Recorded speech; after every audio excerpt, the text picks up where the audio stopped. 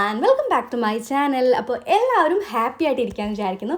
ഇന്നത്തെ നമ്മുടെ വീഡിയോ എന്ന് പറയുന്നത് ഓണം സ്പെഷ്യൽ വീഡിയോ ആണ് കേട്ടോ. ഇന്ന് ഉത്രാടാണ്. അപ്പോൾ എന്തൊക്കെയാണ് ഇന്നത്തെ നമ്മുടെ വിശേഷങ്ങൾ നോക്കാം. ഒട്ടും ലേറ്റ് ആക്കാതെ തന്നെ വീഡിയോയിലോട്ട് പോവാം.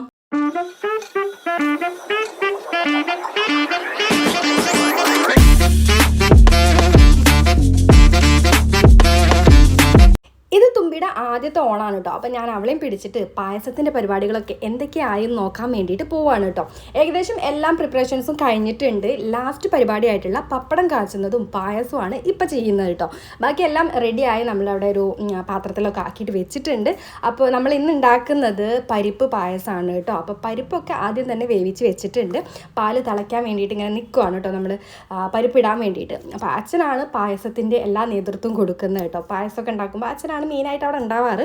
എല്ലാവരും ഉണ്ട്. അപ്പോൾ ഏകദേശം നമ്മുടെ കിച്ചണൊക്കെ ഒഴിഞ്ഞ് കഴിഞ്ഞിട്ടുണ്ട് കേട്ടോ, എല്ലാം ഉണ്ടാക്കി കഴിഞ്ഞിട്ട്. അപ്പോൾ അതിൻ്റെ ഇടയ്ക്ക് ചോറൊക്കെ വെന്തോന്ന് നോക്കാൻ വേണ്ടിയിട്ട് ഇവിടെ ആശ വന്നിട്ടുണ്ട്.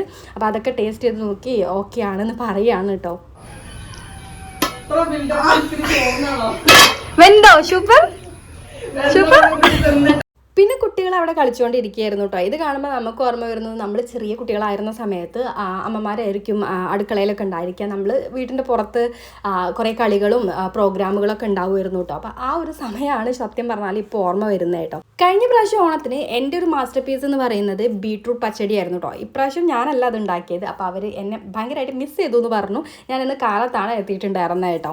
സോ ഞാൻ അതിനെ ഒന്ന് മാറ്റി പിടിക്കാൻ വേണ്ടിയിട്ട് സംഭാരം ഉണ്ടാക്കാമെന്ന് വിചാരിച്ചു. അപ്പോൾ ഞാൻ സംഭാരം ഉണ്ടാക്കിക്കൊണ്ടിരിക്കുകയാണ് കേട്ടോ. ഉണ്ടാക്കുന്നതും കഴിക്കുന്നതും ഒക്കെ ഞാൻ തന്നെയാണ്.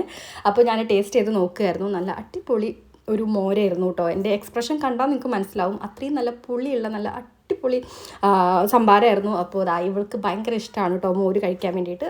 12:30 ആയപ്പോൾ തന്നെ നമ്മുടെ ഫുഡ് എല്ലാം റെഡി ആയിട്ടുണ്ടായിരുന്നു കേട്ടോ. പപ്പടവും പായസവും എല്ലാം റെഡി ആയിട്ടുണ്ടായിരുന്നു. പിന്നെ നിങ്ങൾ ഇപ്പോൾ കാണുന്നത് നമ്മൾ ഫുഡെല്ലാം പാക്ക് ചെയ്യുവാണ് കേട്ടോ. നമുക്ക് കുറച്ച് പേർക്കൊക്കെ കൊടുക്കാനുണ്ടായിരുന്നു.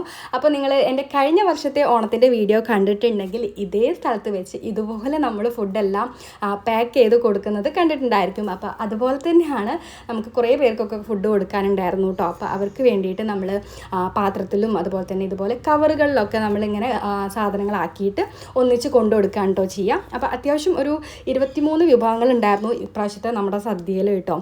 2 വിധം കറികളും പപ്പടവും പായസവും എല്ലാം കൂട്ടിയിട്ട് അത്യാവശ്യം വിഭവങ്ങളൊക്കെ ഉണ്ടായിരുന്നു.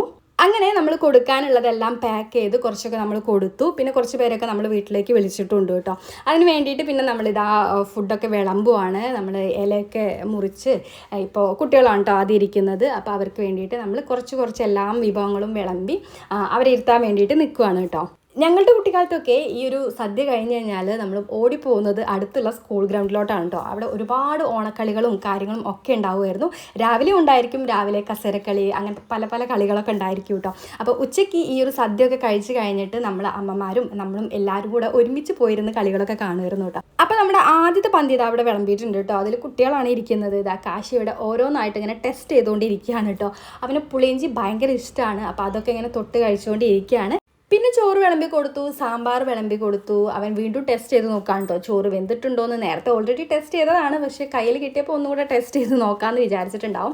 ഈ ഇരിപ്പ് മാത്രമേ ഉള്ളൂ കേട്ടോ. അവന് ഫുഡൊന്നും കഴിച്ചില്ല. കാരണം നേരത്തെ ഏട്ടന്മാരുടെ കൂടെ അങ്ങോട്ടും ഇങ്ങോട്ടും ഒക്കെ ഓടി നടന്നപ്പോൾ എന്തൊക്കെയോ കഴിച്ചിട്ടുണ്ടായിരുന്നു. അപ്പോൾ ഇപ്പോൾ ഫുഡിന് അത്ര ആവശ്യമില്ല. എന്നാലും ഇലയൊക്കെ വിളമ്പിയപ്പോൾ അവൻ അവിടെ ഇരുന്ന് ഒന്ന് കഴിക്കാൻ വേണ്ടിയിട്ട് തോന്നി.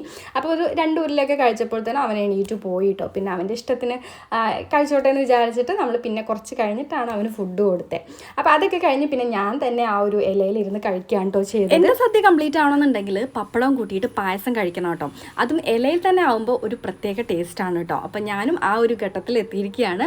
നമ്മൾ കഴിച്ച ആ ഇലയിൽ തന്നെ മറ്റ് കറികളുടെ ആ ടേസ്റ്റോട് കൂടിയിട്ട് ആ ഒരു പായസവും പപ്പടവും കൂട്ടി കഴിക്കുമ്പോൾ ഒരു രക്ഷയില്ലാത്ത ടേസ്റ്റാണ് കേട്ടോ. പലരും പഴം കൂട്ടി കഴിക്കാറുണ്ട്, പക്ഷേ അത് ഞാൻ ഇതുവരെ ട്രൈ ചെയ്ത് നോക്കിയിട്ടുമില്ല. എനിക്ക് അത്ര ടേസ്റ്റ് ആവുമെന്ന് തോന്നുന്നില്ല കേട്ടോ. പിന്നെ ഓരോരുത്തർക്കും ഓരോ ഇഷ്ടമല്ലേ. അങ്ങനെ പപ്പടവും പായസവും എല്ലാം കൂട്ടിക്കഴിച്ച് ഞാൻ ഈ സദ്യ അങ്ങ് അവസാനിപ്പിച്ചു കേട്ടോ. പിന്നെ ഇവരൊക്കെയാണ് ഇരുന്നിട്ടുണ്ടായിരുന്നത്. അപ്പോൾ അങ്ങനെയൊക്കെയായിരുന്നു നമ്മുടെ ഈ വർഷത്തെ ഒരു ഉത്രാട ദിനം ഉണ്ടായിരുന്നത് കേട്ടോ. നമ്മൾ തിരുവോണം ഒക്കെ ആഘോഷിച്ചിട്ടുണ്ടായിരുന്നു, പക്ഷേ ഞാൻ വീഡിയോസ് ഒന്നും എടുത്തില്ല കേട്ടോ.